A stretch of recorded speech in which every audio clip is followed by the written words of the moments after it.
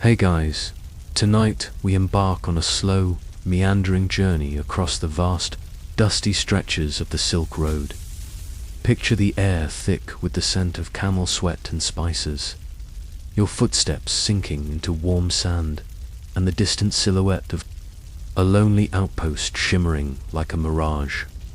You're about to set off along one of history's most iconic trade routes, but not to chase treasure or adventure. No, tonight you're here to experience something far more peculiar, the intricate, bureaucratic maze of medieval tolls and tariffs.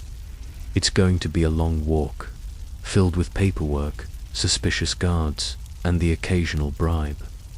You'll discover how merchants didn't just haul their goods, they lugged around ledgers, stamped documents, and receipts, turning their journey into a nomadic office job.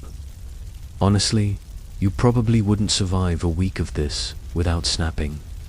But luckily, you're just here to relax and let me handle all the hiking for you. So, before you get comfortable, take a moment to like the video and subscribe, but only if you genuinely enjoy what I do here. And I'd love to know where you're watching from and what time it is. Drop a comment and share your corner of the world. Now. Dim the lights, maybe turn on a fan for that soft background hum. And let's ease into tonight's journey together. You tighten the straps on your worn leather sandals and take your first steps onto the endless ribbon of the Silk Road, stretching from the imperial city of Chang'an in China all the way to the bustling markets of the Mediterranean. This isn't just a trade route. It's an ecosystem of cultures, economies, and yes, taxes. So many taxes. The air is dry, the sky an immense sheet of pale blue, and there's a constant crunch of gravel beneath your feet. Caravans pass by donkeys, yaks, and of course, camels laden with bolts of silk, sacks of pepper, and shimmering lapis lazuli. Each merchant wears a practiced look of weary patience because they all know what lies ahead. The first of many tolls. Historians still debate exactly when and where the first organized tolls along the Silk Road emerged. Some argue it was under the Han dynasty's vigilant bureaucracy, while others credit the Persian Empire's sophisticated road management. But tonight, you don't have to solve that academic dispute. You just have to walk, as you crest a low dune. You spot it. The first checkpoint. A stone gatehouse surrounded by a ragged wooden palisade with guards milling about, their spears planted firmly in the sand. A red banner flutters lazily in the breeze, signaling that this is no mere village. This is a toll station, and there's no getting around it. You approach, heart beating with a mix of curiosity and dread. A guard steps forward, his armor clanking softly. He gestures toward a small pavilion where a scribe sits at a table piled with scrolls and inkstones. Before you can even open your mouth, he demands, "What are you carrying?" Here, the toll isn't just about moving through space, it's about moving through economic categories. Silk, that'll be extra. Dried apricots, slightly less horses, a whole separate form to fill out. You hand over your modest cargo list, which, frankly, you embellished slightly to avoid paying the full rate. But don't worry, everyone does that. The scribe raises an eyebrow, clearly skeptical, but stamps your travel papers anyway, with a heavy bronze seal. The thunk of the stamp is oddly satisfying, like the medieval equivalent of getting your passport stamped at an exotic border crossing. You pay the fee, few copper coins clinking into a wooden box, and receive a small wooden token in return. This will prove to the next station that you've paid your dues here.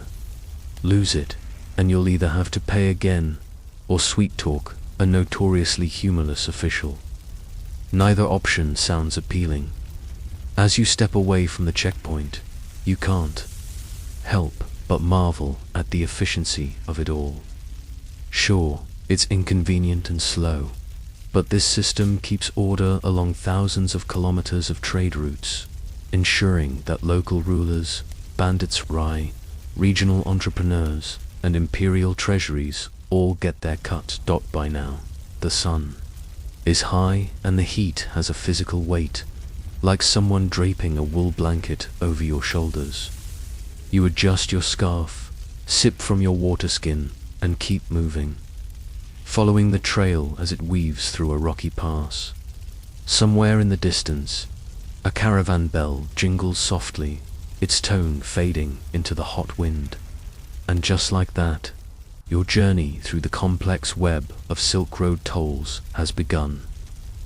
You walk onward, the dust rising in lazy swirls with each step, until the path narrows into a flat expanse framed by low, jagged rocks. The road stretches out like a thin thread of civilization woven through the emptiness, when suddenly, in the middle of absolutely nowhere, you spot it, a gate. Not a grand, imperial arch, mind you, but a squat, weather-beaten structure, lonely outpost guarding an invisible line. Welcome to your first true toll. A gate positioned precisely where your options are, either to pay or to turn around and attempt an ill-advised detour through terrain where even the camels give up. The gate is manned by a handful of guards who look as dusty and sun-scorched as the stones. They lean against one of them, sporting a helmet that's clearly 2 sizes too big, waves you forward with the casual authority of someone who's done this at least 1,000 times this week. He doesn't need to ask if you're stopping. Everyone stops. You approach cautiously, noticing that there's no market here, no tavern, not even a lonely peddler trying to sell overpriced dates. Just the gate, the guards, and a large wooden chest ominously stationed in the shade of a faded awning. That's where the toll goes. One of the guards lazily points to a worn sign posted by the gate. The writing is a mix of languages, characters, Persian script, and a few rough pictographs for good measure, because on the Silk Road, multilingualism isn't a luxury. It's survival. The message is simple. All merchants must declare their goods and pay the required tax. You sigh and pull out your cargo list again. Yes, the same one you've already had stamped and signed, but here, they don't care about the last checkpoint. This is a new gate, new rulers, new fees. The medieval equivalent of re-entering your credit card details on every single website. Historians still debate whether these isolated gates were more about raising revenue or controlling movement. Some argue that tolls served as a means of state security, ensuring that outsiders couldn't just wander through unchecked. Others suggest it was simply a profitable racket in the middle of nowhere. Either way, here you are, wallet in hand. The guard steps aside, revealing a small wooden table where yet another scribe is hunched over, dipping his brush into ink that seems to evaporate in the dry heat. You hand him your cargo list, and he studies it with a level of suspicion usually reserved for tax audits. He asks a few perfunctory questions. How many bolts of silk? Any livestock? Spices? You answer honestly well, mostly. But here's the thing. In this particular stretch of the Silk Road, silk is taxed heavily, spices moderately, and livestock almost prohibitively. So, if one of your camels is technically a friend helping carry supplies, that's between you and your conscience. He scribbles something on your paper, mutters a fee, and gestures to the chest. You drop the required coins into it, the sound of metal on wood echoing slightly in the desolate silence. Then, the most sacred ritual of all, he stamps your papers with a different seal, this one rougher, clearly hand-carved from local wood. rather than fine bronze. It leaves an irregular, charmingly imperfect imprint on your documents, proof that you've passed this invisible barrier. You glance around, realizing that this little bureaucratic island is surrounded by absolutely nothing. For miles, no walls, no fences, just the implied threat that bypassing this checkpoint would be met with a chase you'd rather avoid. Plus, let's be honest, you're not built for running across desert flats as you shoulder your pack again. The guard, with the oversized helmet, offers a rare piece of advice. The next gate is much stricter, and they weigh the camels. Lovely, you give a polite nod, suppressing a sigh, and head back onto the road, the checkpoint fading into the shimmering horizon behind you. You've now officially crossed into a new jurisdiction, though it looks exactly like the last one. Endless sand, scattered scrub, and the occasional hawk circling lazily overhead. But what you can't see is the invisible network of toll zones you're moving through, each governed by its own set of rules, fees, and personalities. By now, your papers have 2 stamps. Your wallet is noticeably lighter, and your patience, well, it's holding up, for now. But as you continue walking, a peculiar thought nags at you. In this medieval world, the only thing more constant than the desert sun is the toll. You trudge forward, the sun now tilting westward, casting long shadows across the uneven terrain. The road ahead is mercilessly straight, a ribbon of baked earth lined with brittle grasses and the occasional solitary shrub that looks like it's regretting its life choices. After several hours of walking and debating whether to chew on the last of your dates, you spot a small settlement clustered around another gate. But this one's different. This is where you first encounter the truly ingenious system of tiered taxes based not on who you are, but on what exactly you're hauling.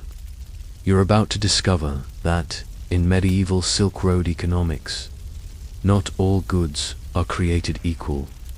You approach the checkpoint, noting how much more organized it looks than the last.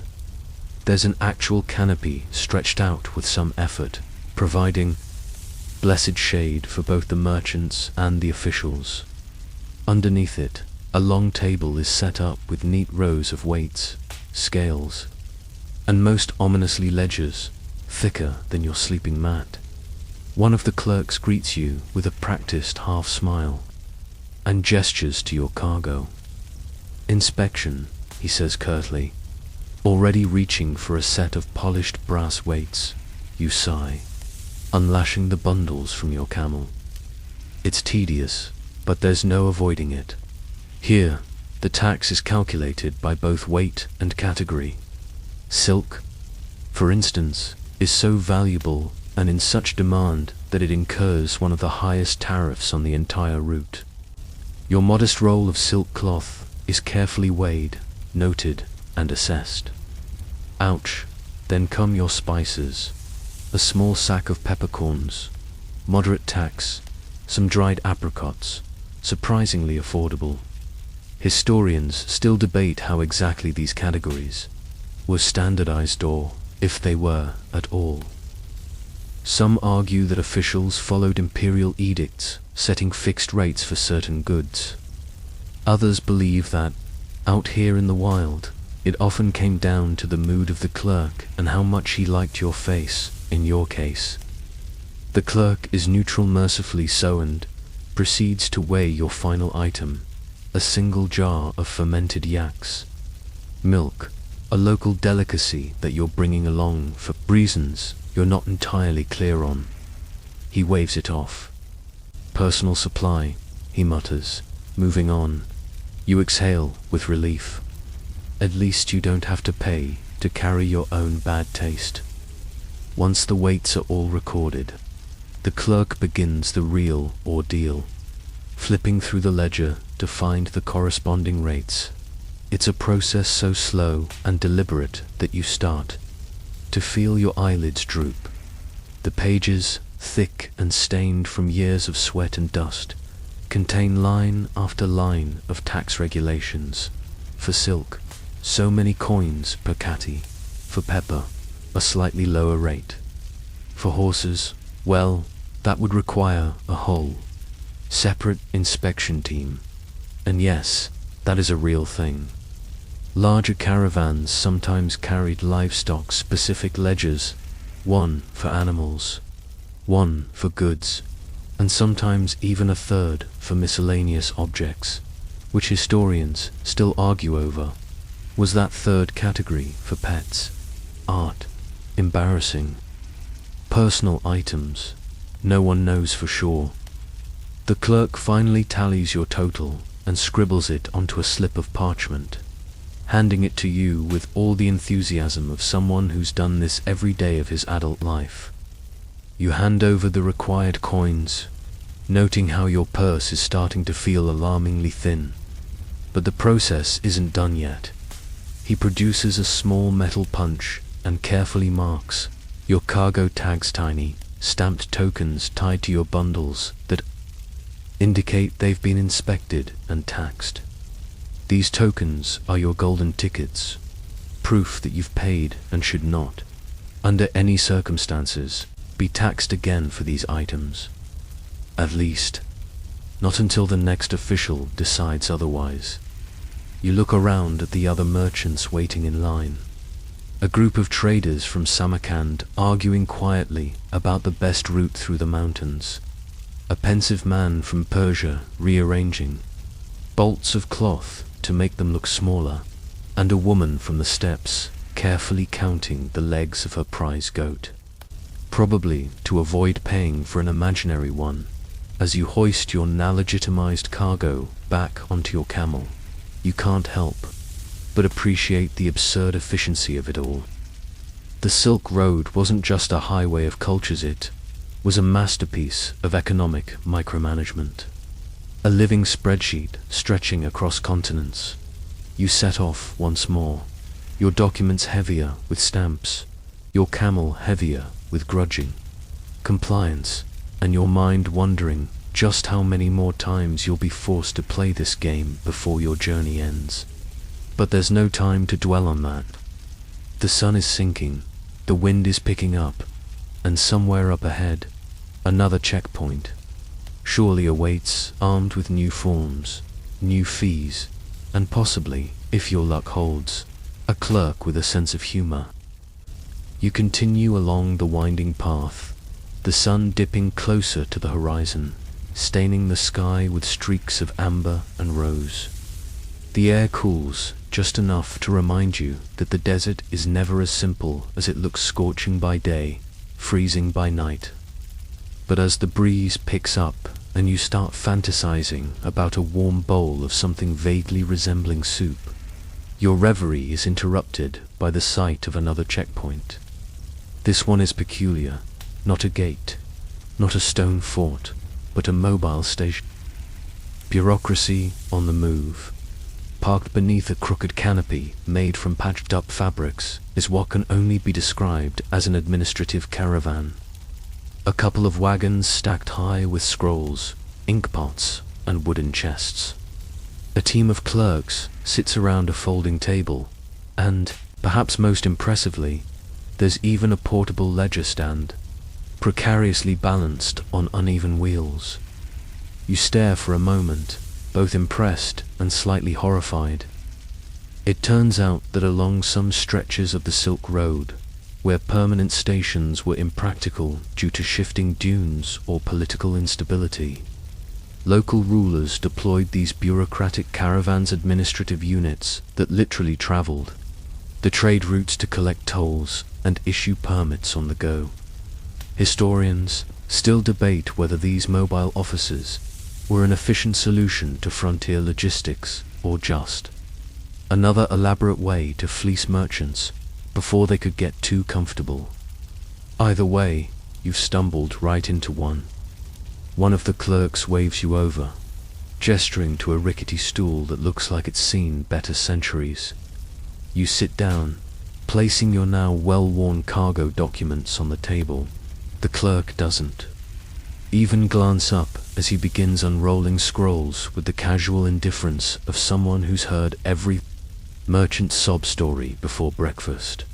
He reaches for a heavy stamp more worn than the ones at the stationery gates and presses it onto your papers with a lazy but practiced motion. The ink bleeds slightly in the dry air, leaving a faint but unmistakable mark. You've officially been processed by the itinerant tax brigade. Anything new to declare? He asks flatly, not bothering to make eye contact. You shake your head, though in truth, you did just pick up a small pouch of saffron from a fellow traveler a few miles back. But given that saffron is taxed almost as heavily as silk, you opt for selective honesty. Besides, it's probably buried somewhere in your pack, nestled between your spare sandals and that one weird souvenir you bought on a whim and now deeply regret. The clerk continues his routine, reaching into a side satchel and pulling out a set of wooden tags.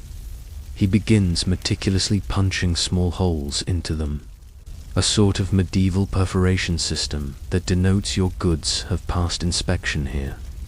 These tags are then handed to you, tied neatly with twine, yet another item to add to the growing bureaucratic collection you're now lugging through the desert. As you pocket the tags, you glance at the wagons behind the clerks. One is filled entirely with blank scrolls. Another, you suspect, contains sealed chests of collected tolls payments from dozens of traders like yourself. It's oddly comforting to realize that, while your purse is getting lighter, so is everyone else's. You overhear a conversation between two of the clerks. Apparently, they'll be moving camp tonight to a new position further up the road. These mobile stations operate on a schedule known only to themselves, relocating regularly to avoid predictable patterns that might invite bandit ambushes or merchant circumvention. Of course, that means merchants like you never quite know when or where the next checkpoint will appear. The Silk Road, come for the spices, stay for the spontaneous audits. You stifle a yawn as the clerk finally rolls up your papers and hands them back to you, with the same enthusiasm one reserves for filing. Nails. Transaction complete. Before you leave, he offers a bit of unsolicited advice. If you're heading west, the next city has a proper station. More formal, more paperwork. Fantastic. You give a resigned nod and hoist your pack once again, your body aching from hours of walking and your mind quietly keeping track of the growing bureaucratic detritus accumulating with every checkpoint. As you trudge away from the mobile office, the sun finally slips below the horizon, the world around you cooling rapidly. In the fading light, the caravan of clerks begins to dismantle their operation with practiced efficiency. Scrolls rolled, inks capped, wagons hitched. You watch for a moment, fascinated by this strange dance of administration in the middle of nowhere, then turn your attention back to the road. Somewhere ahead, past another stretch of sand and stone, awaits your next stop, and probably another form to fill out. Because on the Silk Road, the paperwork always finds you. Morning comes abruptly. The sun bursts over the horizon like a bureaucrat slamming a fresh stack of forms onto your desk. You stir from your makeshift camp, dusting sand from your cloak and silently debating whether the dried apricots left in your pouch still count as food or have transitioned fully into decorative fossils. As you pack up and resume your journey, the landscape shifts gradually. Rocky outcrops give way to sparse shrublands, and in the distance, rising out of the heat haze, you spot the silhouette of yet another checkpoint. But this one's different. Not just a checkpoint, but a small garrison town bristling with spears, banners, and the unmistakable aura of officialdom with a side of menace. You sigh. Time to deal with the guards, the inspectors, and worst of all, the corrupt officials. As you approach the town's edge, a pair of soldiers stops you before you even set foot past the first adobe wall. Their armor is well maintained, and their expressions tell you that your charm will not get you a discount here. One of them gestures towards a designated inspection area, a shaded courtyard where several other merchants are already being, let's call it, processed.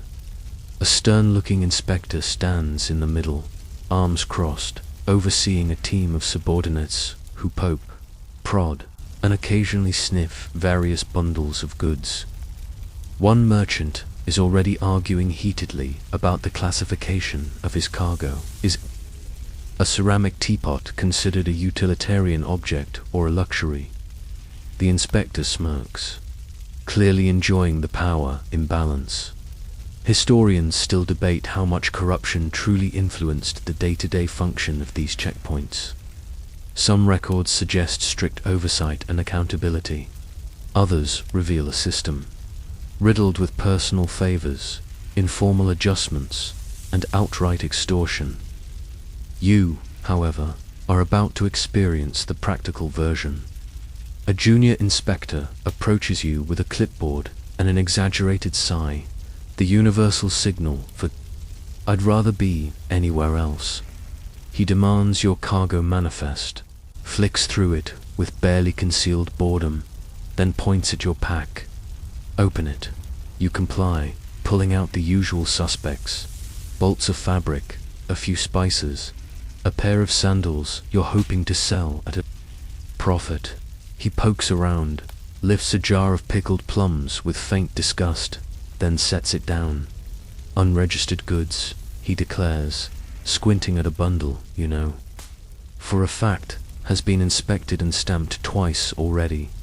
You protest, pulling out your well-stamped documents like an exhausted student brandishing their homework. The inspector barely glances at the seals, shrugs, and mutters, "Could be forged." Classic. Here's the thing.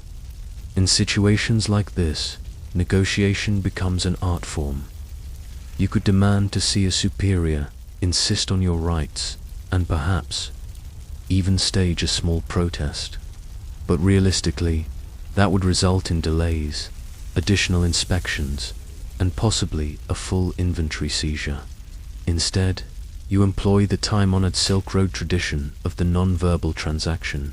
Subtly, you shift a small silver coin out of your purse and let it rest atop your cargo.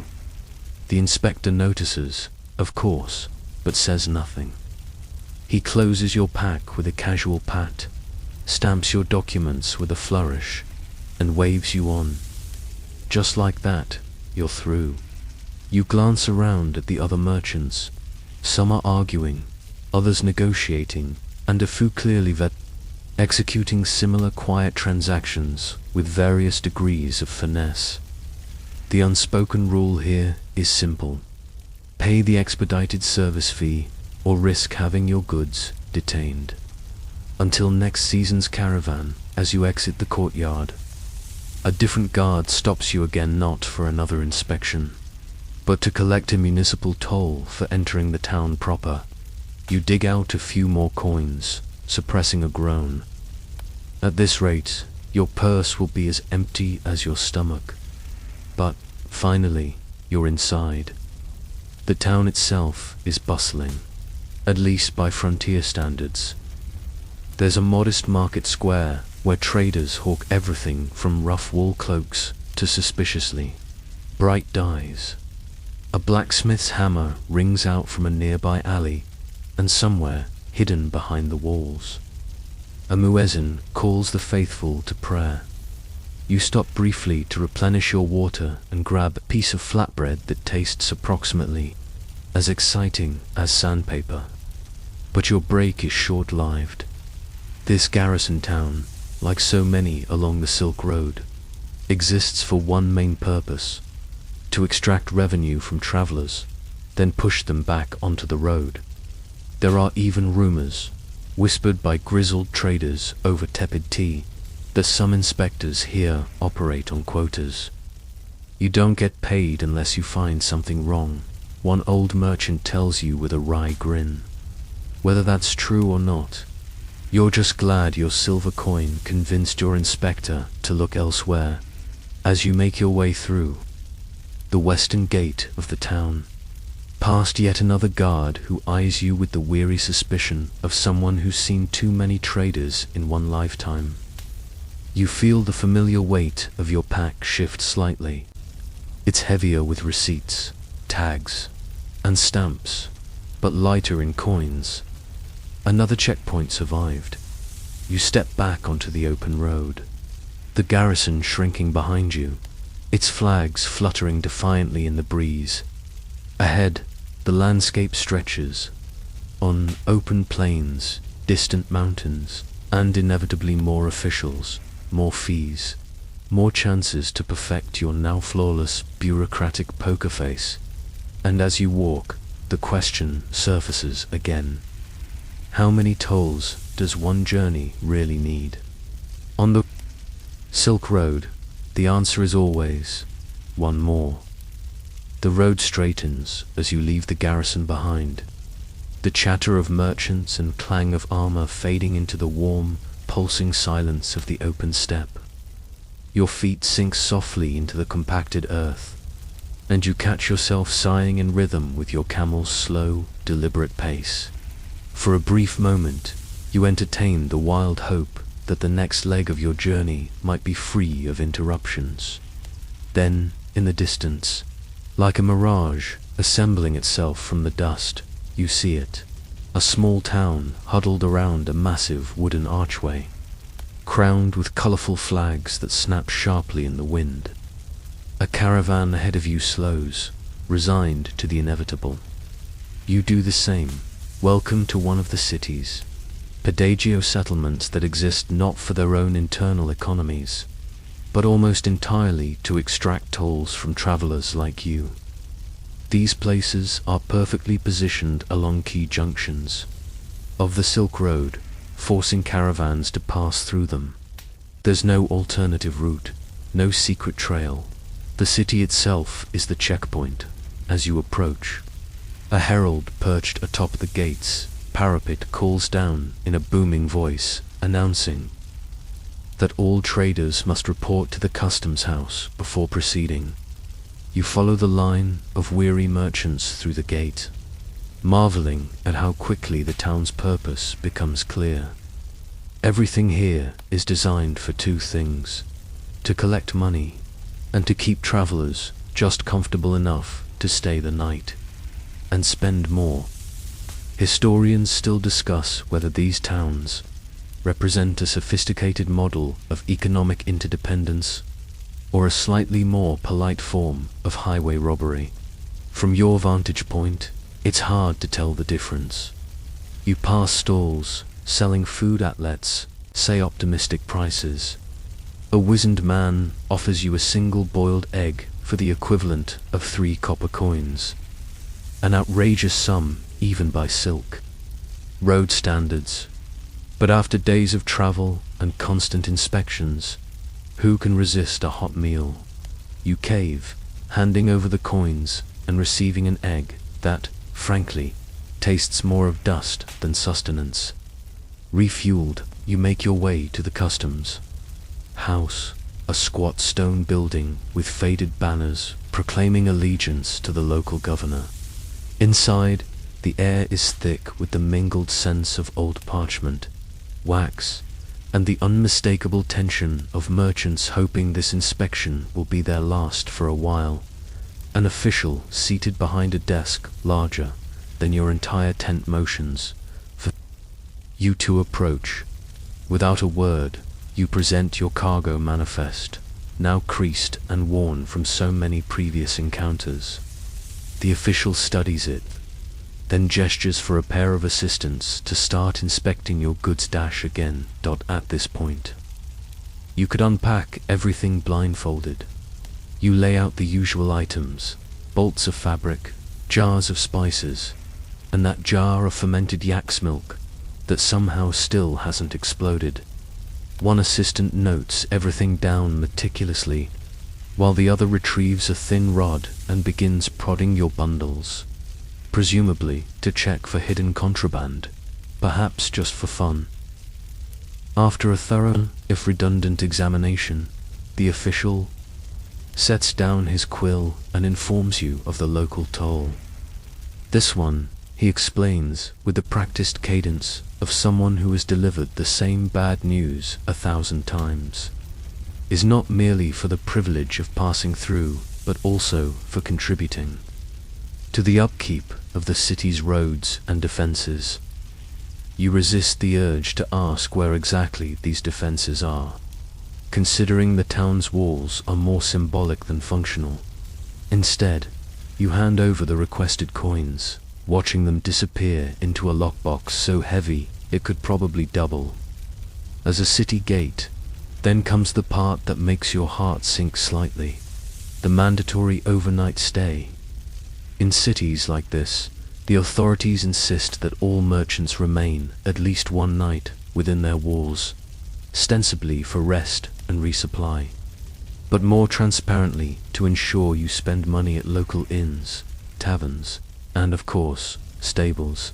The official hands you a stamped chit indicating that your goods have been cleared and that you've paid the toll, but that you are required to present yourself at the western gate in the morning to receive final clearance to leave. Ah, bureaucracy, the gift that keeps on giving. You step outside, blinking against the late afternoon sun, and make your way to the nearest caravanserai. The traditional Silk Road is a sprawling complex with stone walls, a central courtyard, and rooms that offer, at best, the promise of shelter from the wind. The stable boy takes your camel with a practiced hand, and you settle into a modest room overlooking the courtyard. From your window, you watch other merchants negotiating prices, sharing tales of misfortune at previous toll stations, and quietly calculating how much longer their dwindling funds can sustain them. You lie back on the thin mat provided and let your mind wander. These cities, Pedagio, are a unique product of Silk Road commerce, fusion of necessity and opportunism. They provide safety, food, and infrastructure, but at a cost that slowly, inexorably, drains even the best prepared traders. As the sun sets and the call to prayer drifts through the alleys, you realize that, here, the toll isn't just financial. It's time, patience, and the gradual erosion of your independence. But for tonight, at least you're safe behind the city walls. You drift off to sleep with the comforting knowledge that tomorrow, once you pass through the western gate, the open road and, let's face it, mortals awaits. Morning arrives with the clatter of hooves and the low murmur of merchants preparing their caravans. You wake to the familiar creak of leather harnesses being fastened and the rhythmic thump of sacks being loaded onto animals. The mandatory overnight stay has done its job. The city, Pedagio, has extracted a little more from your coin pouch through food, lodging, and maybe even that impulsive purchase of a beaded trinket you're already regretting. You gather your belongings, collect your camel from the stable, who greets you with the flat indifference only a camel can muster, and head toward the western gate for the final formality before departing.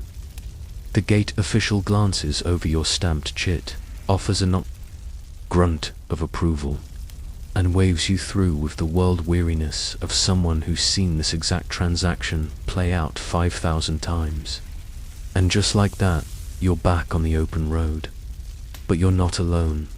A small caravan has formed.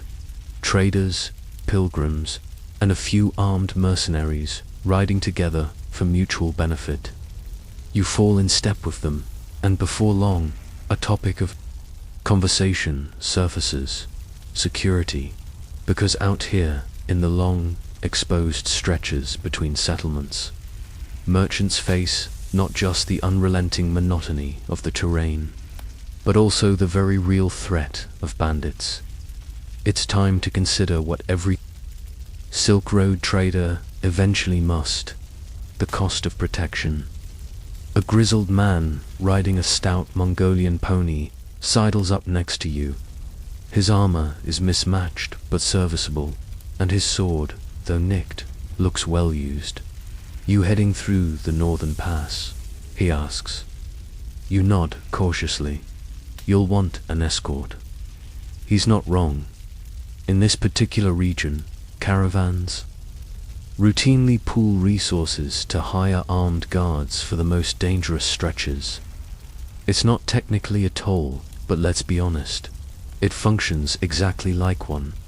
You pay, or you risk everything. Historians often debate whether these protective arrangements should be classified as security services or simply a form of state-sanctioned extortion. After all, in many cases, the very soldiers offering protection were also the ones who controlled the surrounding territory, and sometimes employed the very bandits from whom they claimed to protect you. A beautifully circular business model. You weigh your options. The caravan leader, a stern woman with a particularly fearsome whip hanging from her saddle, informs everyone that the rate is set: 5 silver coins per person, plus an additional coin for each pack animal. Your purse groans in protest, but really, what choice do you have? You fork over the coins, receive a crude wooden token stamped with the insignia of the local protection guild, a snarling wolf's head, and tie it to your belt. The transaction is swift, efficient, and just impersonal enough to make you wonder if you're buying security or merely the illusion of it. With the arrangement made, the caravan moves out, flanked by a small contingent of mounted guards. Their presence, at least, seems to deter any would-be opportunists lurking among the low hills. As the day wears on, you pass through a particularly narrow gorge, the perfect spot for an ambush, and indeed, your hand instinctively strays to the hilt of your dagger, just in case. But nothing happens. Whether that's due to the guards' vigilance or simply dumb luck, you'll never know. The caravan pushes forward, the oppressive sun giving way to a cool, dry breeze as evening approaches. The landscape here is starkly beautiful. Jagged cliffs rising abruptly from the plains, dotted with scraggly juniper trees and clusters of desert flowers stubbornly clinging to life. One of the guards rides up alongside you and, in a surprisingly conversational tone, asks, "Ever been through this route before?" You shake your head. "Good," he replies. "The tolls are lighter on this side." You chuckle quietly, a joke. Maybe, but out here, humor is a necessary currency, especially when everything else is being taxed. The caravan makes camp by a shallow river that gurgles softly in the twilight. You sit by the fire, watching sparks dance upward into the darkening sky, and overhear other merchants swapping tales of toll stations further down the line. One where officials insist on inspecting every grain of rice. Another where they demand a cultural exchange, typically a song or poem, as part of the toll payment. You make a mental note to practice your loot skills, just in case. Lying back against your pack, you consider the day's transactions. The cost of protection might be high, but so is the cost of going without. It's one more layer in the intricate web of tolls, tariffs, and payments that define life along the Silk Road. And as you drift into sleep beneath a blanket of stars, the distant howl of a wolf punctuating the night, you realize that while the merchants may come and go, the business of tolls and protection will always be a constant here. Because on the Silk Road, nothing, not even your own safety, comes free. The morning air is sharp and clean as you pack up camp, your fingers numbed slightly by the desert chill that always seems to surprise even the most seasoned traveler. The caravan rouses itself with practiced efficiency, pack animals loaded, supplies inventoried, weapons checked, and, of course, purses discreetly tucked away. Today's challenge lies ahead. A mountain pass known for its treacherous switchbacks, and, naturally, another toll station perched strategically at its summit. You mount your camel and glance up at the jagged peaks looming in the distance. From here, they look like the petrified teeth of some ancient beast. A fitting metaphor considering how much the climb and the toll are about to bite into your remaining funds. As the caravan begins its ascent, the landscape transforms dramatically. The soft, sandy plains give way to rough gravel and exposed rock. The road narrowing to a precarious ledge, in places barely wide enough for a camel's hooves. The higher you climb, the thinner the air becomes. And with every breath, your chest tightens in that distinctly irritating reminder that you were not built for high altitude. Bureaucracy, after several grueling hours of uphill progression, thighs burning, your camel eyeing you with what you can only interpret as silent judgment, you spot it, the summit checkpoint. Unlike the previous toll stations, this one is far less formal. No grand archways, no fluttering banners, just a hastily constructed wooden shelter. A few armed guards leaning lazily against spears, and a ledger so weather-worn it looks ready to disintegrate with the next strong gust of wind. But don't let the casual aesthetic fool you. This station enforces one of the most infamous tolls on the Silk Road, the terrain surcharge. The logic is depressingly simple. You want to cross this treacherous pass without plunging into a ravine. Then you pay. Historians still discuss whether these mountain tolls served primarily as a legitimate maintenance fee used to fund trail reinforcement and safety, or whether they were simply another creative form of extortion, leveraging geography to its maximum advantage. Either way, you're here, you're breathing heavily, and you're going to pay. The lead guard steps forward, offering a half-hearted greeting that sounds suspiciously like a yawn, and holds out his hand.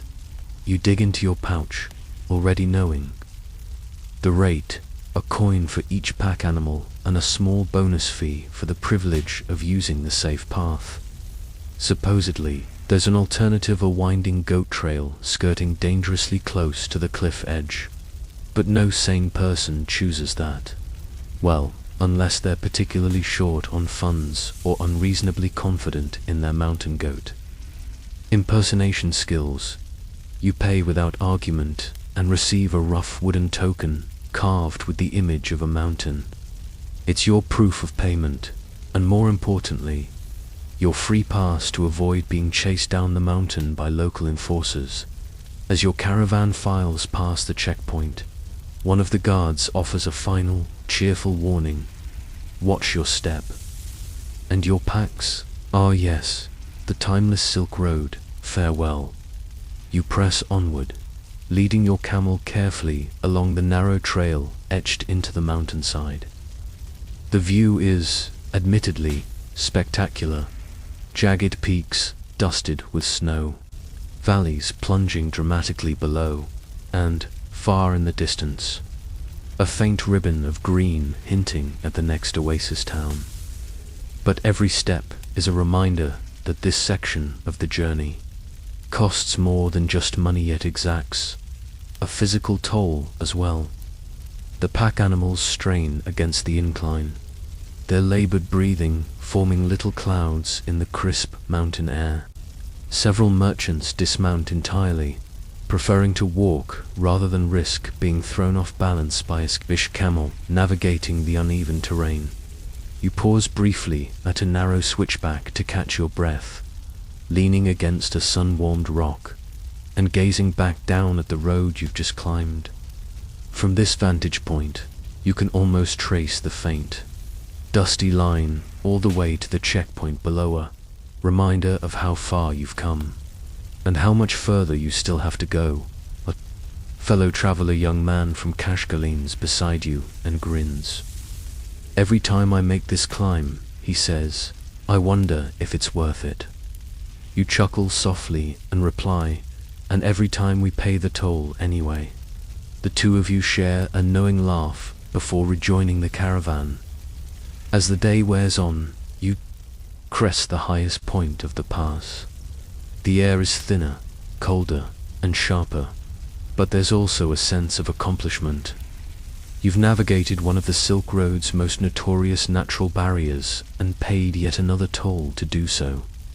The descent begins, slow and cautious, winding down toward a lush valley where, rumor has it, there's a comfortable inn and perhaps, most enticingly, no toll station for at least 20 miles.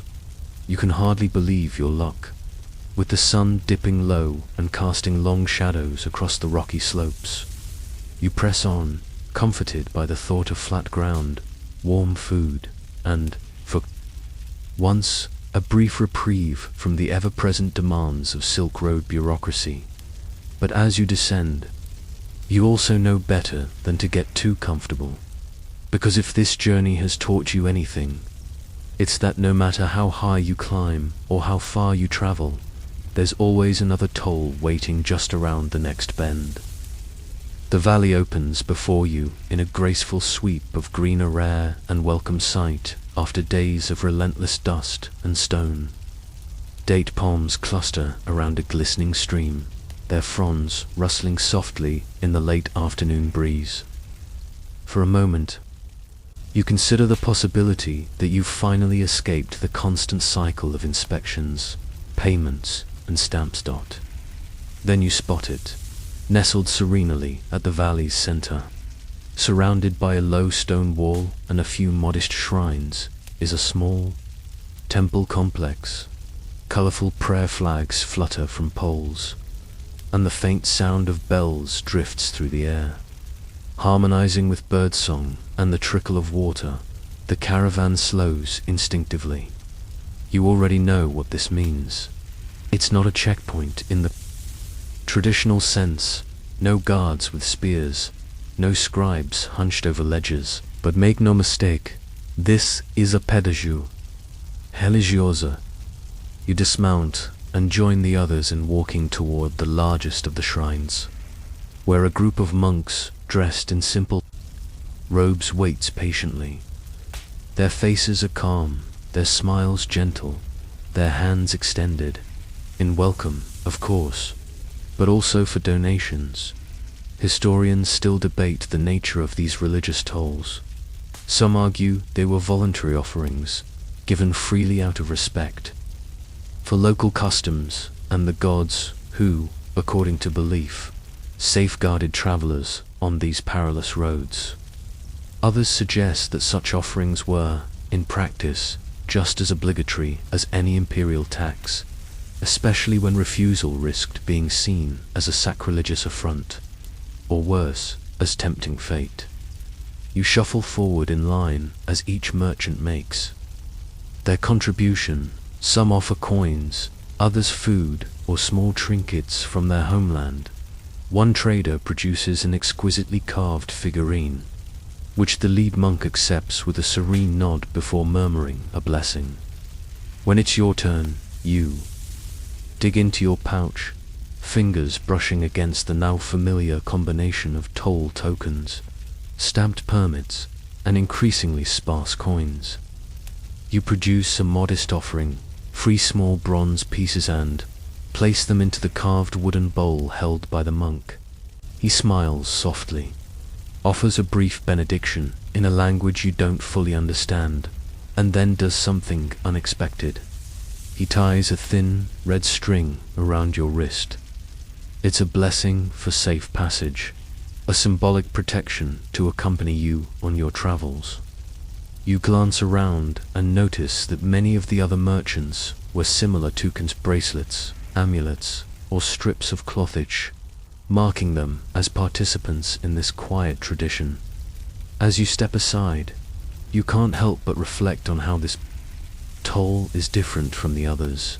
There's no receipt, no physical stamp, no wooden token to present at the next station.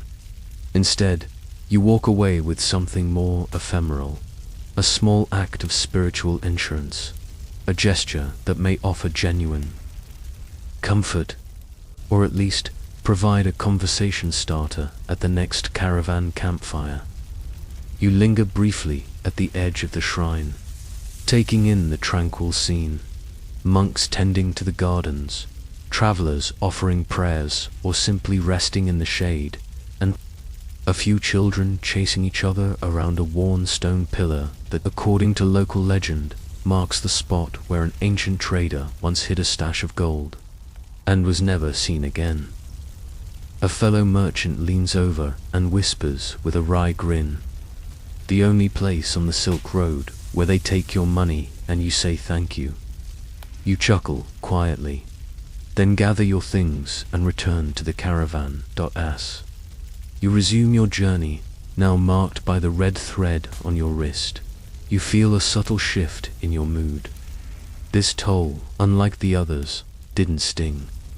Instead, it served as a gentle reminder that not all costs along the Silk Road are measured in coin or counted in ledgers.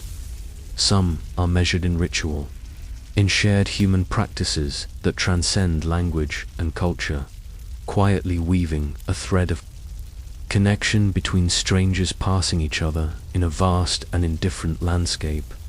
The road curves gently ahead, leading you out of the serene valley and back toward the familiar rhythm of hoofbeats, creaking leather, and the distant promise or perhaps threat of the next toll station. But as the evening light bathes the path in soft gold, you glance down at your wrist and smile faintly. At least this time, you paid willingly. The valley fades into memory as the road stretches onward, winding through a broad, arid plain fringed by low hills and occasional rocky outcrops. The caravan moves at a steady pace now, the traders seemingly relaxed after the tranquil stop at the shrine. But of course, you know better than to trust in any extended period of calm along the Silk Road.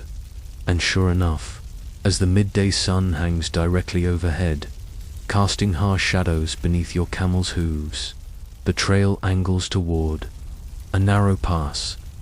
Just beyond it, you catch sight of a familiar structure, another customs post, this time with a distinctive feature, a pair of towering pillars inscribed with both Chinese characters and Persian script.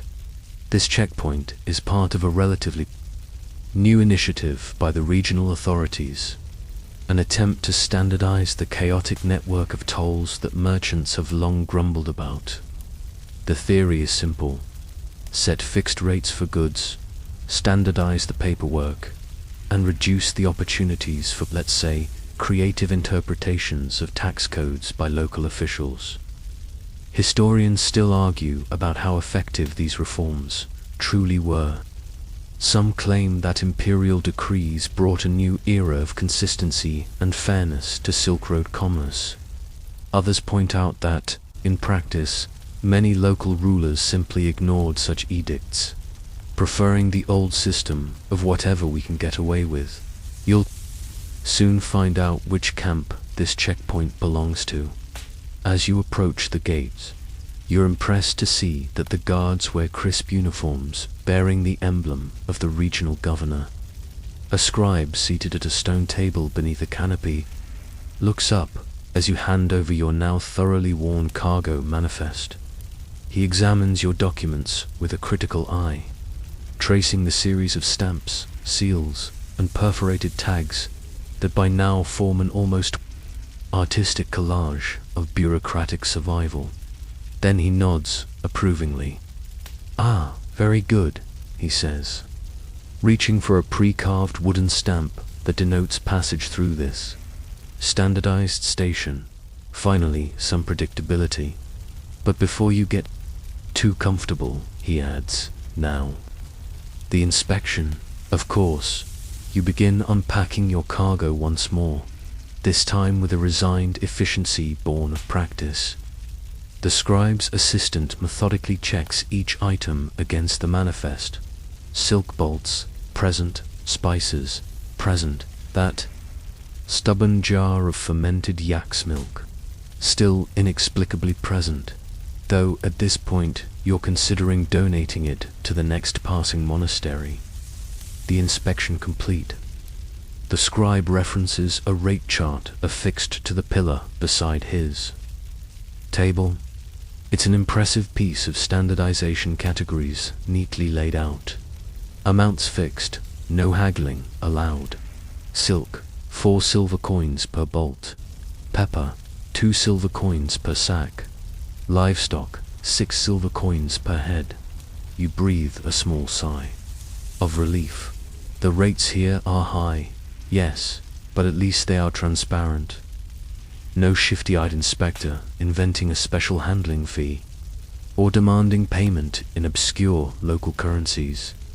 You pay the required amount, receive a stamped receipt, and perhaps most satisfyingly a formal certificate of passage. The scribe explains, with something resembling professional pride, that this document should, in theory, exempt you from further inspections until you reach the next province's border. It's part of the new standardization effort, designed to streamline commerce and reduce unnecessary burdens on merchants. You nod, smile politely, and tuck the certificate safely into your pouch. But even as you ride away from the checkpoint, papers in order and mood cautiously optimistic, a familiar voice inside your head whispers the truth you've learned all too well on this journey. Theory and practice rarely align on the Silk Road. You glance back at the imposing pillars of the checkpoint, standing stoic against the shimmering heat of the plain. From a distance, they look almost like monuments to some ancient empire's symbols of order and civilization. But up close, you know they serve a much more practical purpose: to remind every traveler that passage here is conditional, controlled, and, above all, costly. As the caravan picks up speed again, leaving the checkpoint behind, a fellow merchant riding beside you chuckles quietly and says, "Don't lose that certificate." You grin, as if I'd ever get this far without learning that. And with that, you press forward, certificate in hand, purse a little lighter, and mind already preparing for the next encounter with the endless, ever-evolving machinery of Silk Road tolls. Because if there's one certainty out here, it's that the rules change constantly, but the payments never stop. The road unfurls before you, smoother and flatter now, as though briefly forgiving the endless succession of tolls and tribulations you've endured. The caravan moves swiftly, dust trailing behind like a muted echo of your passing. The rhythmic creak of saddle leather and the occasional grunt from your camel fill the otherwise quiet expanse. But before long, that quiet is broken by the slow, inevitable bottleneck of merchants queuing at a familiar sight, yet another checkpoint. This one distinguished not by its size or banners, but by the long line of weary traders sprawled beside the road, their faces etched with equal parts resignation and boredom.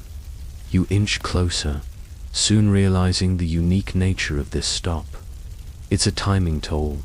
Unlike previous checkpoints that bled you quickly of coin and sent you on your way, this one enforces a mandatory delay.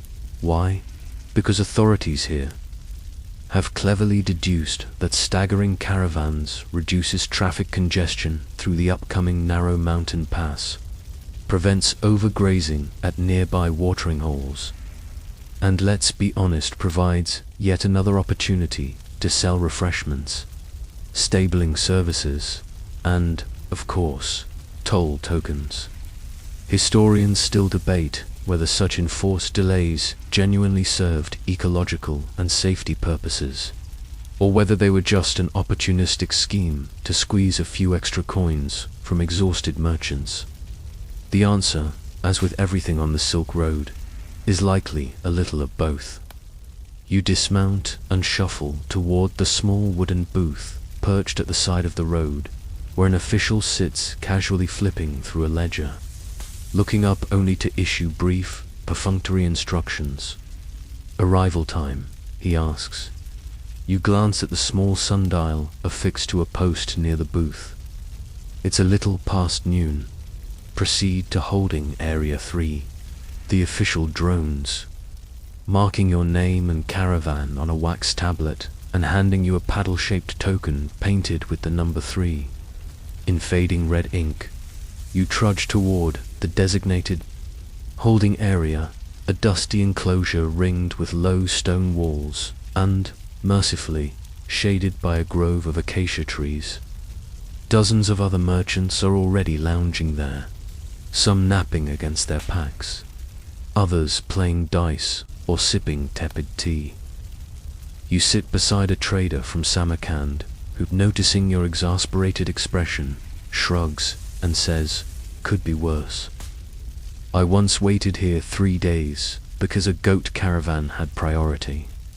You offer a faint smile and pull out a piece of flatbread from your pack, chewing slowly as you accept yet another unplanned pause in your journey.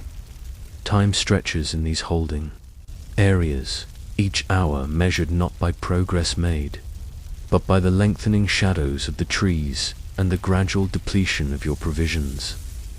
Vendors patrol the enclosure, hawking water at inflated prices, while local musicians set up under the largest tree, offering a mix of entertainment and subtle suggestion that tipping them is both appreciated and expected. One plays a mournful tune on a reed flute, the kind of song that would be perfect for reflecting on the futility of your ambitions. If only you weren't too preoccupied calculating how much coin you've already hemorrhaged just to sit here. Eventually, an official with a bronze bell appears at the edge of the enclosure. He raises the bell and strikes it 3 times. "Group 3, he calls. You gather your things, hoist your pack onto your camel's weary frame, and make your way back to the booth. The official glances at your token, scratches a quick notation into his ledger, and most importantly, hands you a certificate of delay clearance. Without it, you'd risk being stopped further up the road and fined for unauthorized passage. Yes, even your waiting has to be documented. You sigh deeply but accept the paper, tucking it carefully with your growing collection of bureaucratic artifacts. As you lead your caravan out of the holding area and back onto the road, you reflect on this latest innovation in Silk Road administration, controlling not just who passes and what they carry, but when they are allowed to pass. It's a clever reminder that, here, movement itself is regulated, and as your caravan resumes its steady march toward the distant mountains, you glance back at the long line of traders still waiting their turn, some settling in for what will likely be hours, perhaps days, of bureaucratically mandated stillness. You've escaped for now, but deep down, you know the road may seem open, the path may seem clear, yet somewhere ahead, another checkpoint waits, another line forms, another clever system extracts just a little more from every traveler. Because, on the Silk Road, even time itself is taxed. The road narrows once again, now tracing the edge of a winding river that sparkles deceptively in the midday light. The caravan moves cautiously along the bank, the sound of hooves muffled by the soft, damp earth. For a rare moment, there are no gates, no guards, no checkpoints. You even start to believe foolishly that you might enjoy a stretch of toll-free travel. But then, as the trail curves sharply around a rocky bluff, you notice a faint, barely worn path veering off to the left.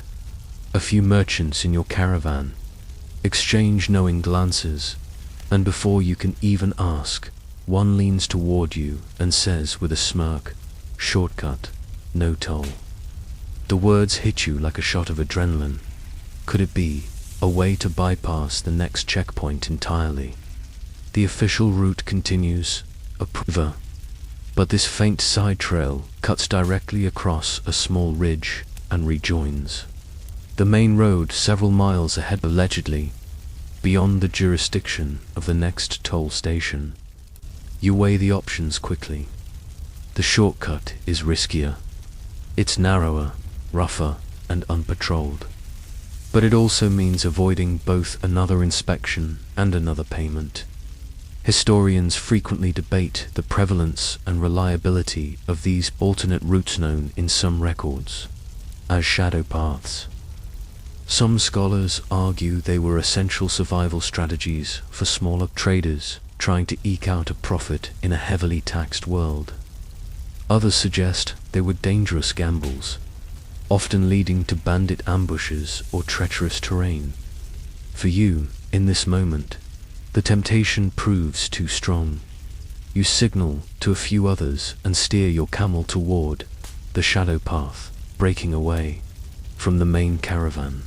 The trail quickly narrows to little more than a faint groove between tufts of wild grass and scattered stones. It's quiet, here eerily so, with only the occasional bird call breaking the silence. The ascent is sharp and steady, forcing you to dismount and lead your camel by the reins as you pick your way carefully along the ridge. From above, you can see the official route winding dutifully along the river below, where a line of traders is already queuing at the checkpoint you are now hoping to outflank. A small thrill runs through you. Not just at the savings, though, let's be honest. Avoiding another toll is a rare victory, but at the simple, rebellious joy of evading the system. But your satisfaction is short-lived. Halfway along the ridge, the trail becomes precariously narrow, a sheer drop yawning to one side. Your camel snorts nervously, and you grip the reins tighter, coaxing it forward with a soothing murmur that does little to disguise your own rising anxiety. Finally, after what feels like an eternity of careful steps and whispered prayers, the path levels out and descends gently toward the river valley, rejoining the main road just beyond a clump of willow trees. You pause, peering through the branches, and there it is, the toll station you've just sidestepped. Its guards obliviously busy inspecting a line of merchants who, unlike you, stayed the course. You smile, exhale deeply, and guide your camel back onto the main road. A fellow trader who took the shortcut with you catches up, grinning broadly. "That's one they won't get from us," he says triumphantly. But even as you relish the small victory, you know better than to get cocky. For every shadow path, there are two more obstacles lying in wait. And for every toll dodged, there's always a risk, sometimes legal, sometimes lethal. You press on, returning to the caravan trail with your purse blessedly intact, though your nerves are a bit more frayed than before. As the road stretches ahead, the main caravan slowly catches up behind you, merchants sharing tales of their interactions with the toll officers you so deftly avoided. Some boast of negotiating lower fees. Others grumble about being overcharged. A few mention traders caught trying to smuggle undeclared goods, now facing hefty fines or worse. You ride in relative silence, reflecting on the delicate balance of risk and reward that defines so much of life on the Silk Road. Then, almost as if on cue, a small wooden sign emerges by the roadside. Its faded letters proclaiming, "Checkpoint Ahadol merchants must stop." You chuckle softly under your breath. Of course, your brief escape was exactly that brief, because the Silk Road may offer occasional detours. But the system is patient, relentless, and ultimately inescapable. And so, with a resigned sigh, you straighten your posture, adjust the tangled mass of tokens and certificates hanging from your pack, and prepare to do it all over again. After all, this isn't just a journey. It's a process. And like every process along this ancient route, it moves forward, one toll at a time. The caravan trudges steadily onward, the trail widening now into a dusty plain scattered with thorny shrubs and the occasional cluster of sun-bleached rocks. The air is thick with the familiar mix of animal sweat, sand, and, increasingly, resignation. You feel it too, that subtle emotional fatigue that settles in after so many checkpoints, inspections, and fees. But then, just as you begin to brace for yet another bureaucratic ordeal, a curious sound drifts across the plain. Laughter, rhythmic, clapping, and is that music? You squint ahead and see an unlikely scene materializing at the next stopping point. A circle of performers gathered around a small wooden platform, their colorful robes fluttering in the afternoon breeze. A modest crowd has already formed, locals, and even a few guards, all watching intently as your caravan approaches. A signboard comes into view, painted in looping. Cheerful letters, storytellers toll station, payment in performance, welcome. You blink in disbelief. Turns out, this checkpoint is one of the bizarre exceptions that pepper the Silk Road's long history, a place where, rather than coins, merchants can sometimes pay their tolls by offering a story, a song, or a skillful performance. Historians love to argue over how widespread this practice truly was. Some claim it was a charming but rare novelty, limited to a few outposts along less trafficked routes. Others suggest that, in regions where currency was scarce or spirits needed lifting, this system served both as a practical exchange and a way to foster goodwill among diverse travelers. Either way, you've found yourself at one of these whimsical anomalies, and suddenly the prospect of another cold transaction feels almost exciting. You tether your camel near the outskirts of the gathering and make your way toward the small wooden desk where the local tollmaster, plump man with an extravagant mustache, is seated, cheerfully stamping certificates with one hand while gesturing toward the stage with the other. Payment is simple.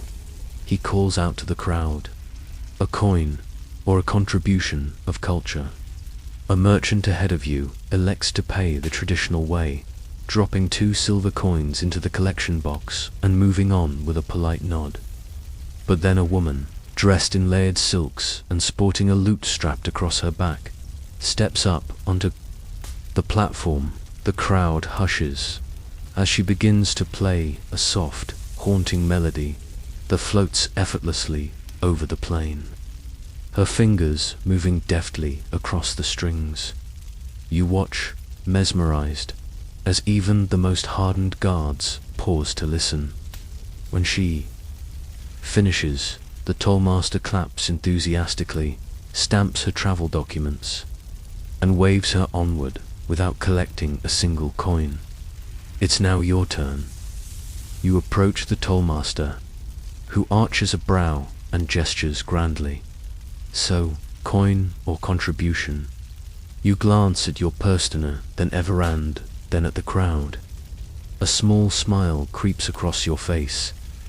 You may not be a professional bard, but after weeks of trading stories around campfires, you've picked up a tale or two. You clear your throat, step up onto the platform, and launch into a tale of a merchant who once tried to smuggle silk by disguising it as camel saddlebags, only to have his entire herd eaten by a pack of overzealous goats.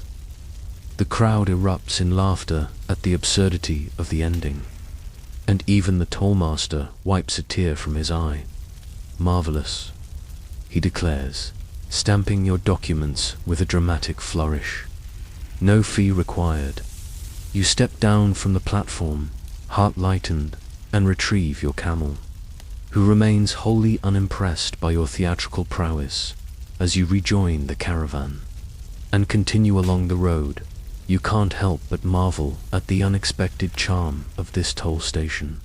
Here, in the middle of an otherwise harsh and transactional journey, the currency of creativity briefly replaced the tyranny of coin. One of your fellow merchants rides up beside you, shaking his head with a grin. "You ever seen anything like that?" he asks. You chuckle and reply, "First time, but I hope not the last." The road stretches ahead once more, the sounds of clapping and laughter fading behind you, replaced by the familiar creak of pack, saddles, and the steady, rhythmic crunch of hooves on gravel. As the sun dips lower, casting long shadows across the plain, you feel a rare sense of levity, a reminder that not every toll is paid in silver. Some, it turns out, are paid in stories. The road presses on, weaving lazily through a wide valley framed by distant mountains, their peaks softened by a haze that shimmers under the late afternoon sun. The caravan moves with familiar rhythm now, each creak of leather and jangle of harnesses a steady beat in the long song of your journey. But as the shadows lengthen, a curious thing happens. The caravan slows almost instinctively as word spreads among the traders. Up ahead is a checkpoint unlike any other not for all. But for a select few, you soon see why. At the base of a modest hill sits a small outpost, barely more than a pair of tents and a wooden desk under a tattered awning. But standing beside it, arms folded and eyes keen, is an official dressed in distinctive robes, embroidered with the insignia of the regional governor's office. Next to him, a placard declares in several languages: exemptions, diplomats, monastics, and state officials only.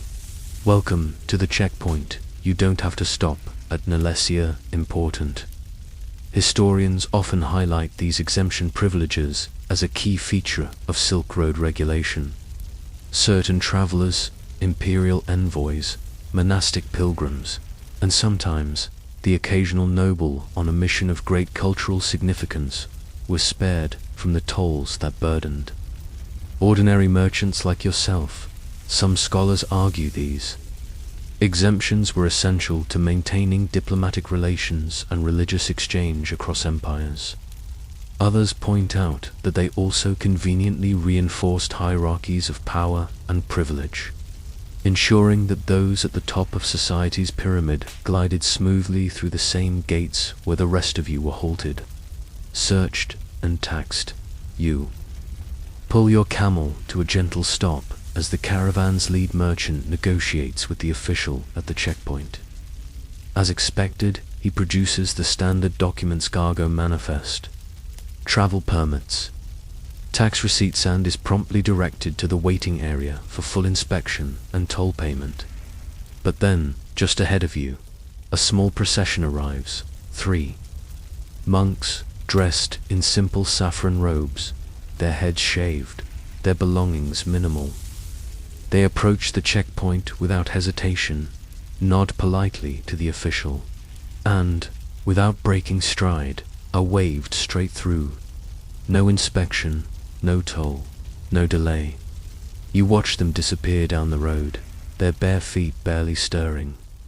The dust. A merchant beside you snorts quietly. Holy men, they travel lighter and cheaper. You can't help but feel a pang of envy, imagining what it must be like to journey without the burden of countless stamped documents, jingling coin pouches, or the ever-present dread of the next unexpected fee. But your turn comes soon enough. You present your papers to the official, who barely glances at them before gesturing toward the inspection area. Standard procedure, he says with the detached efficiency of someone who has delivered the same sentence 1,000 times. You dismount and lead your camel to the enclosure, where another clerk begins the now familiar process: unpacking, weighing, verifying. You lay out your wares yet again. You reflect on the curious structure of Silk Road privilege, how some travelers moved with seamless ease, their very identities serving as their passport and toll exemption combined, while others, like yourself, were perpetually entangled in the dense web of fees, inspections, and paperwork. The inspection concludes swiftly enough. Your goods are cleared, your toll paid, and your documents receive yet another stamp, the ink barely dry before you tuck them away with practiced care.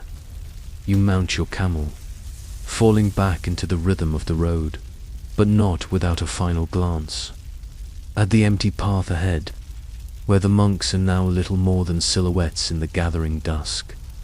A fellow merchant rides up beside you, shaking his head with a grin. Maybe next life, a monk or ambassador. You laugh softly, anything to avoid the toll. The caravan presses forward into the evening, lanterns being lit along the line of pack animals, their soft glow casting dancing shadows across the dusty trail. And as you ride, you consider the subtle hierarchy etched into every mile of this road, a hierarchy not of strength or speed, but of status, privilege, and, perhaps most frustrating of all, the ability to move freely. For now, though you take comfort in the simple fact that, despite the burdens, the road still carries you forward, and in the grand, sprawling, bureaucratic symphony of the Silk Road, sometimes that's all you can ask for. The final stretch of your journey lies ahead, and though your pack is lighter from trade and tolls, your mind feels weighted by the accumulated experiences of each checkpoint, each stamped document, each carefully negotiated passage. The road flattens as you near your destination, Chang'an, the great imperial city, its distant walls shimmering in the late afternoon haze like the boundary between two worlds. You've made it through deserts, mountains, and valleys. You've paid coin, offered stories, dodged a toll or two, and earned more stamps and seals than you ever thought possible. But as you approach the outskirts of this monumental city, one final inspection awaits. No surprise there. Positioned strategically at the city's southern gate is perhaps the most formidable checkpoint of all, a sprawling customs complex enclosed by thick stone walls, guarded by a small army of uniformed soldiers and clerks. Unlike the makeshift toll stations you've grown begrudgingly fond of, or at least accustomed to, this one operates with an unmistakable aura of imperial authority. You dismount, falling in line behind merchants from across the continent, traders from India with carts of spices, artisans from Persia with intricate textiles, and even a caravan from far-off Byzantium, their horses adorned with bright plumes. All are here for the same reason: to clear customs before entering the city. Historians describe Chang'an's customs bureaucracy as one of the most sophisticated in the pre-modern world. Some argue it was essential for managing the enormous volume of goods and people entering the city. Others criticize it as an elaborate machine for revenue collection and social control. You, standing here with your feet sore and your purse thinner, can't help but feel it's probably both. An official, resplendent in robes embroidered with the imperial dragon, approaches you with a practiced smile. "Papers, please." You hand over your travel documents, a bundle now thick enough to serve as a makeshift pillow, and wait as he methodically examines each stamp, each seal, each token of passage you've accumulated over hundreds of miles. "Ah," he says, noting your certificate of passage from that standardized checkpoint days ago. "Very good. For the first time in what feels like forever, your careful adherence to Silk Road bureaucracy actually pays off." The official waves over an assistant, who conducts a brief but thorough inspection of your remaining cargo, bolts of fabric, small pouches of spices, and that stubborn jar of fermented yak's milk which, against all odds, has survived the journey intact. Satisfied, the official reaches for the final stamp, the imperial seal itself, and presses it firmly onto your documents. The heavy red ink soaks into the parchment, marking your arrival as official. You may proceed, he says. Stepping aside, you lead your camel through the massive gates, their iron-bound doors standing open just wide enough for the steady stream of traders, pilgrims, and officials to pass through. Inside, the city of Chang'an unfolds before you, bustling markets, towering pagodas, labyrinthine alleys, and the hum of thousands of voices merging into a vibrant, living tapestry. You pause for a moment, letting the sights and sounds wash over you. Thus, finally, is the end of your journey. You've navigated the complex web of Silk Road tolls, from the isolated desert checkpoints to the mountain pass surcharges, from the peculiar storyteller's fee to the unavoidable religious donations, and, of course, the grand finale here at the Imperial Gate. A fellow merchant claps you on the back as he passes. "We made it," he says with a tired grin.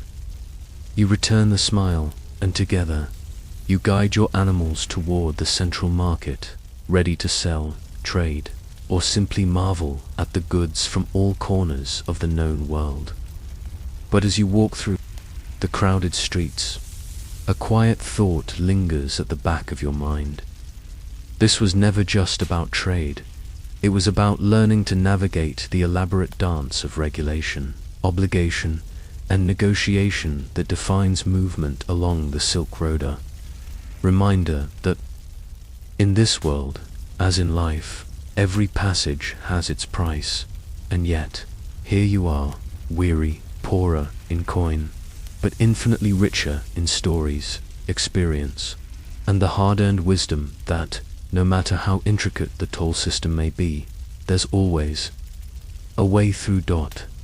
Always, you take a deep breath. Let the aroma of street food and incense fill your lungs, and step forward into the heart of Chang'an, ready for whatever comes next. And now, as your journey along the ancient Silk Road comes to a close, take a moment to settle into stillness. Feel the weight of the road slip away from your shoulders, the sand, the mountains, the checkpoints, all fading quietly into memory. The sounds of bustling markets, of caravan bells jingling softly, and of coins exchanging hands, they grow quieter now, as though receding behind a distant curtain of mist. Breathe in slowly, imagining the cool shade of an ancient caravanserai where travelers rest after long days on the road. The worn stone walls embrace you with their timeless presence, offering shelter from the elements, from the noise, and from the endless demands of movement. Out beyond these walls, the Silk Road continues winding through deserts and mountains, ever onward, as it has for centuries. But here, in this moment, you are safe, still, and welcome. Let your mind wander back through the places you've passed, the lonely desert outposts, the chaotic city, pedagios, the narrow mountain passes, and the serene shrines where offerings were made in quiet reverence. Each of those places added a layer to your story, to your understanding of what it means to journey, to persevere, and to find humor and humanity even in the midst of relentless bureaucracy. And now, as the lights dim and your breathing slows, allow yourself to drift gently into rest, knowing that the road will always be there, waiting for you should you ever wish to travel it again. For now, though, you've arrived. The journey is done. Sleep well, traveler.